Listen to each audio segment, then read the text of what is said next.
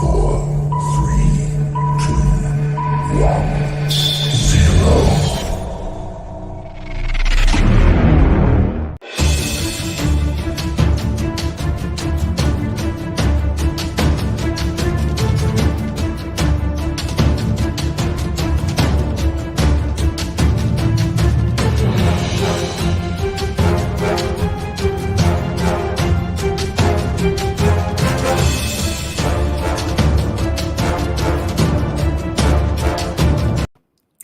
Dear audience, welcome at the Global Empowerment Summit. This is the afternoon session. We have a lot of exciting things coming up.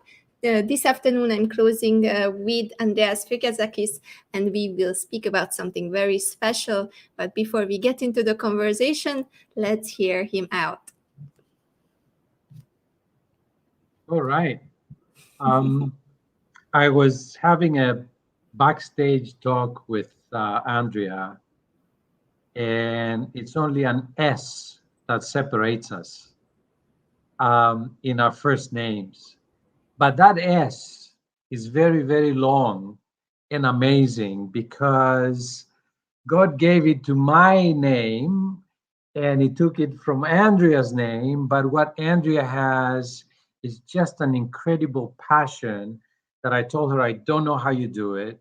I have no idea how you make the impossible possible and how you really make this amazing, incredible journey with so many people from around the world, so successful, so committed, and it really becomes an inspiration. And I am guilty as charged because I didn't watch as much as I wanted to watch throughout this this empowerment summit that Andrea has put together. But I can only say that every time that I do training and teachings on how the impossible is a three-letter word, I am possible. I think that what Andrea you do is just embody that, and truly my love and my respect to you for what you do because you're doing it so well and so smoothly and with such a smile on your face that makes it seem so easy. And I know it isn't, but I guess when you put your love, your heart, your passion into it, everything is possible, right? Especially during the times that we ride in that are full of uncertainty, full of strife, struggle, challenge, change, constant change. And it makes everything kind of difficult on the surface. But then once we submerge ourselves into it and we find our passion, we find our purpose, we find our way, then things become a little bit clearer. And that I didn't plan it this way. You inspire me all the time, every time I talk to you, and it becomes a great segue to Courage at the Crossroads, right? Because we're going to carry on the conversation that we had last time. And we talked about Courage at the Crossroads, which is this book that I started writing last August, and it took about a year to launch, like a 10-month-old baby in the making. And I think when I reflect back to it and when I read parts of it, I mean, when does an author read his own book, right? Except the time that he is writing and editing it. I sort of find some things that are interesting and I start understanding what was the purpose of it. So I want to read you something and I will go straight to the very last chapter. It has 10 chapters, and the very last one, the 11th one, I called it Halftime. And I called it Halftime, it's just like this, if I may, Halftime, the captain and the sailors. And I love this story. So I'm going to read exactly what is on the 191st page. And I say, I have previously mentioned the two beasts in my mind, the captain and the sailors. They keep me busy, strategizing and fighting from opposite ends. Each side hell-bent for winning. And while they fight, I remember the story my NLP teacher, Lenny, told me about the captain and the sailors and their significance in my life. And we all have it, right? "Ahoy, sailors," said the captain. The sailors, and they set sail to explore new lands, and they did. And they found riches. They made new friends. They went through storms and calm waters, enjoying their voyage together, richer, happier, successful, content, ready for the next adventure together. Right.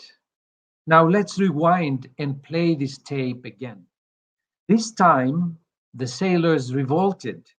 They took over the ship, they put the captain in a cell, and they sailed away. They won. Their mutiny was a success. They fought pirates, they claimed the loot, but then they fought each other over the loot and they lost it all. There was no captain to guide them. Now let's rewind and watch this movie once more. Now the captain became arrogant.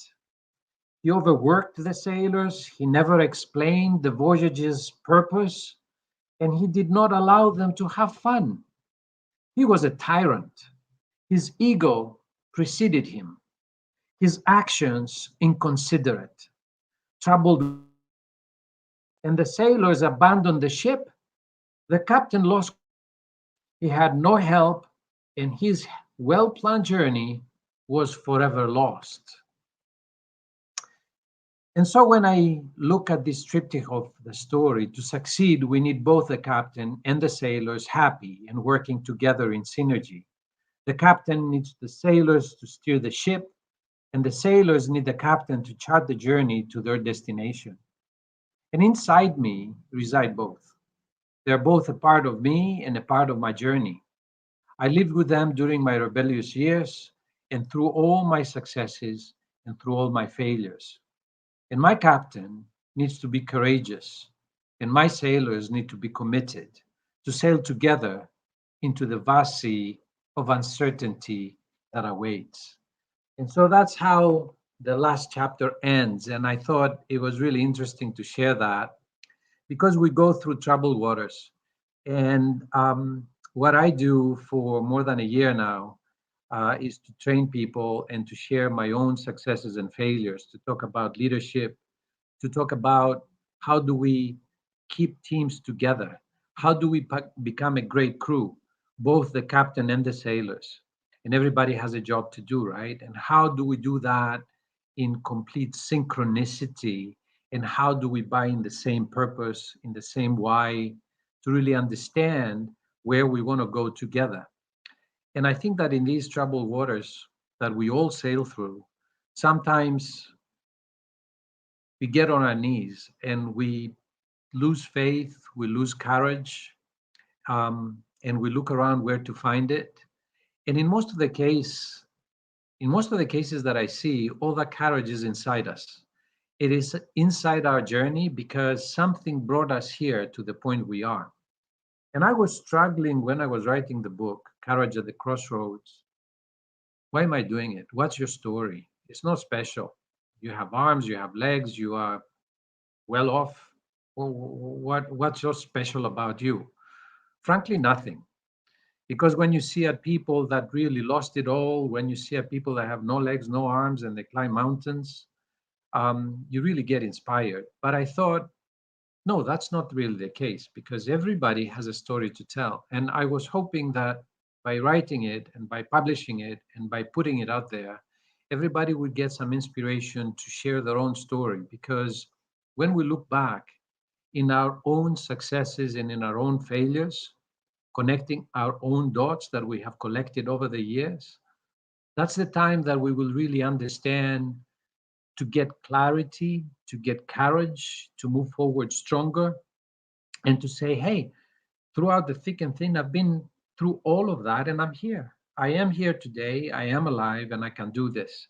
Of course, sometimes we need a little help. And for that, there are many resources available, right? And everybody now talks about mental health, which has become very dear and very close to my heart because I see so much struggle and so much suffering starting with me. The journey has never been smooth and easy, right? But it's only when I look back that it really, really makes sense. And then I connect the dots and say, okay, there is something there to share and something really good to do. So here we are, the sailor and the sailors and the captain. And I really hope that becomes of value to everybody out there. So I thought about sharing that last bit, that last chapter, that I did not plan it to be that way, but as I was writing and putting the book together, then it made a lot of sense to really end it like that, to perhaps, just perhaps, selfishly give courage to my own self for the second half that is coming, because the first half is done and dusted. And now I'm right there at the crossroads deciding what to do next. And so maybe, perhaps selfishly, I did it for myself. Very, very inspiring. I really loved the chapter. And I have to say, I am really looking forward to know more. And you brought up some topics that are actually perfect for today, because today we were talking with everyone about self-activation, about habits, about changing lives, whether you need a leader, whether you have to be the leader of your life, whether you are activating yourself or others are activating you. And I would love to ask you these questions, because the captain and the sailors, well, they have to work together. Without the captain, maybe they couldn't work and they couldn't be efficient and they wouldn't get nowhere. But even without the sailors, the captain would be very slow in a small boat doing like this for years and years and years.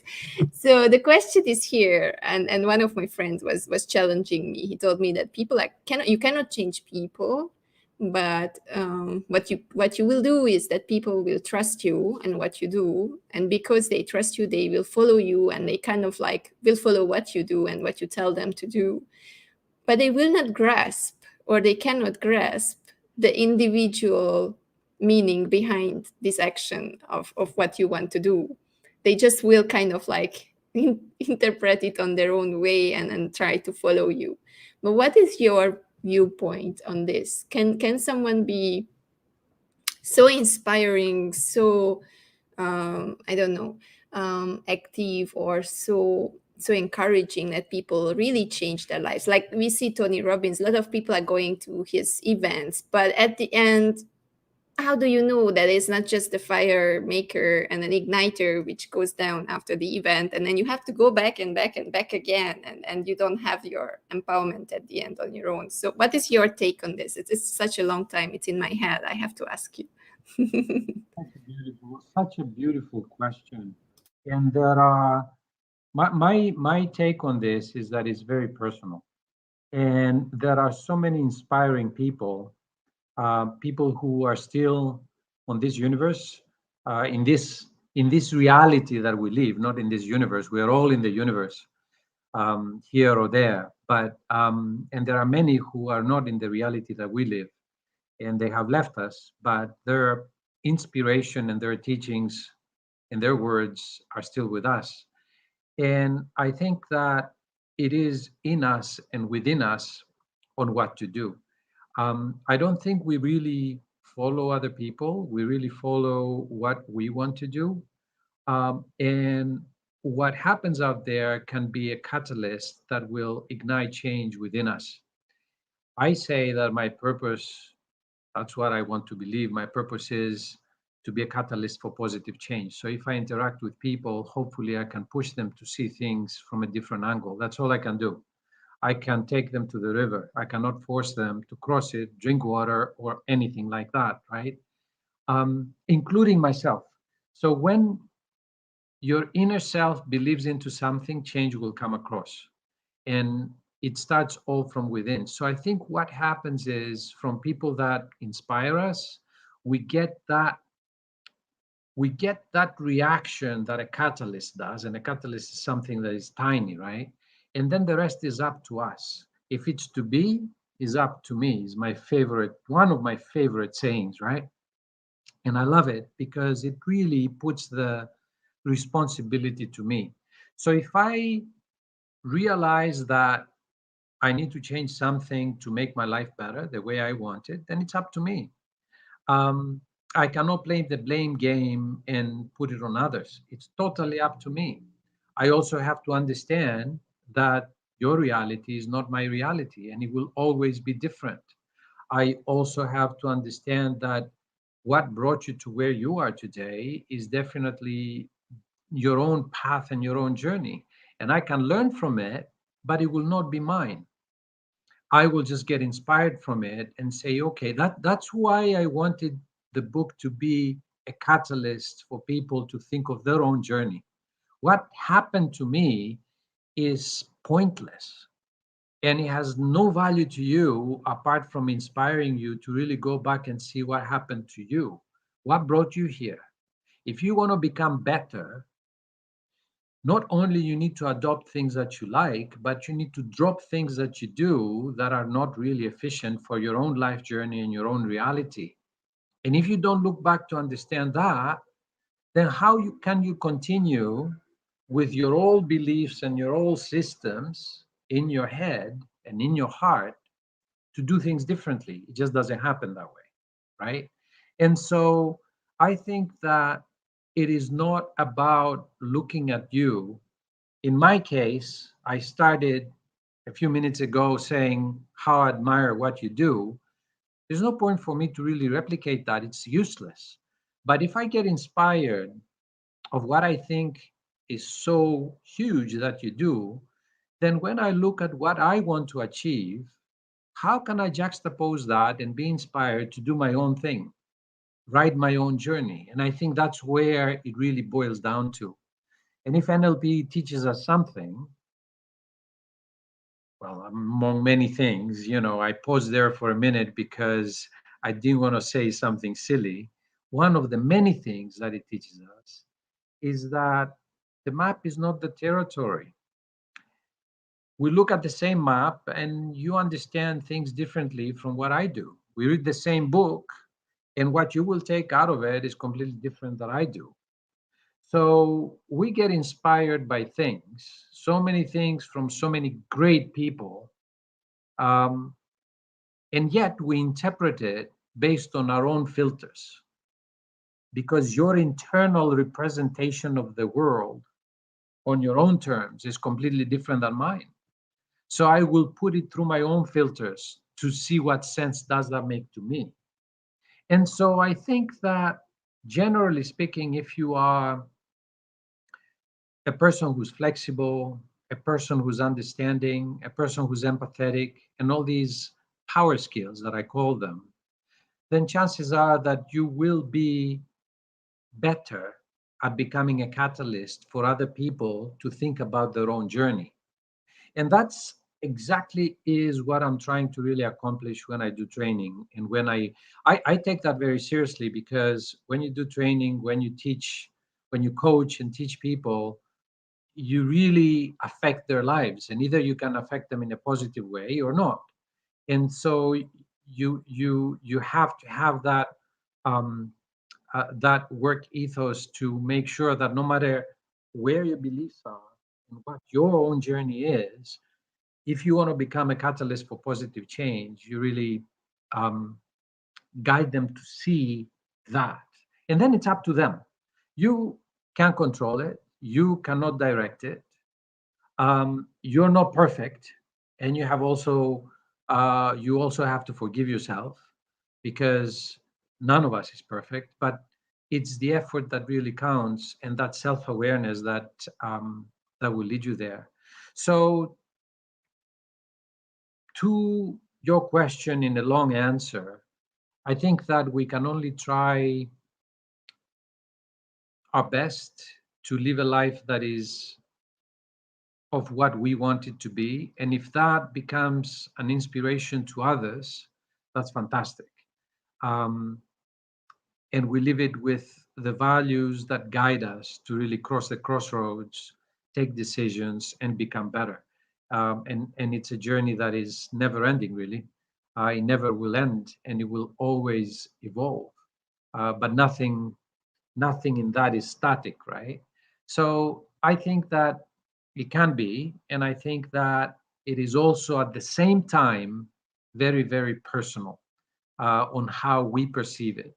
How you inspire me, Andrea, is probably completely different on the way you inspire other people around the world, because I will filter it through my experiences. So as long as you do inspire, that's fantastic. And you do.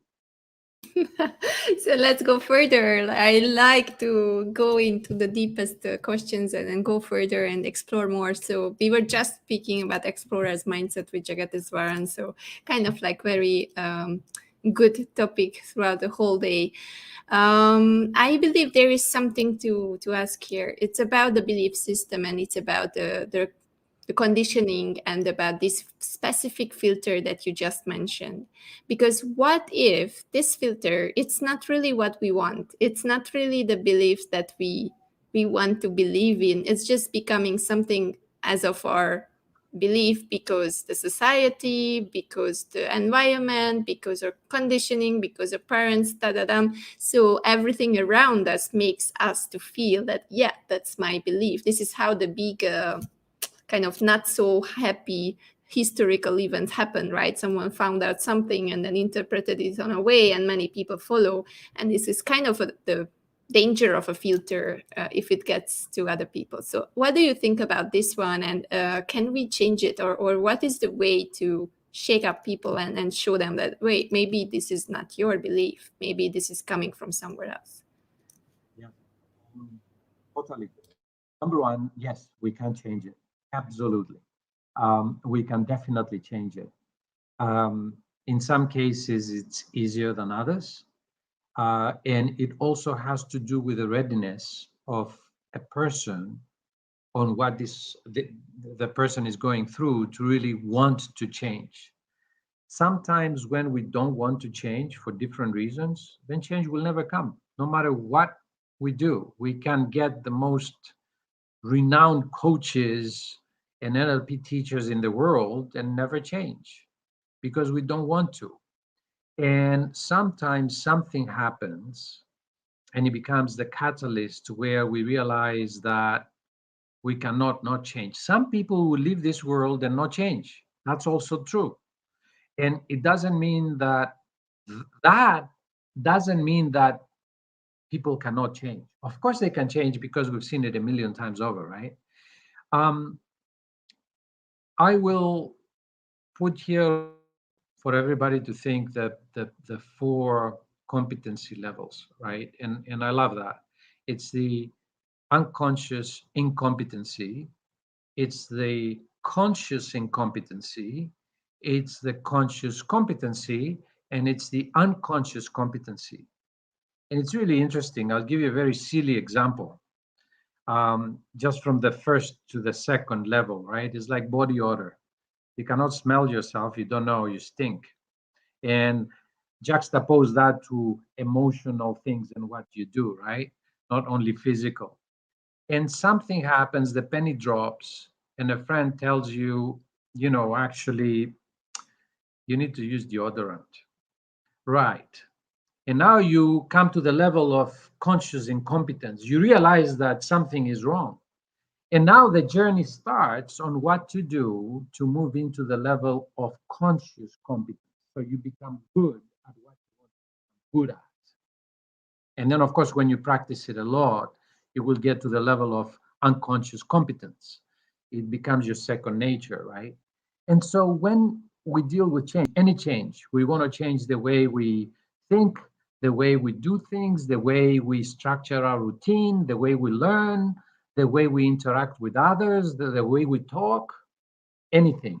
You put anything into that, relationships, love, money, security, whatever you want. It's exactly the same. So either we start becoming aware of what we want to change and we really work at it to come to that level of conscious competence, which is really the tough part, or something bad will happen and it will really force us to, because we have no other choice. Sometimes even that happens and we don't change. So how many patients have you seen, cancer patients, who really fight it and it becomes a mental game? Many. I personally know a few, right? And it's mind over matter, mind over body.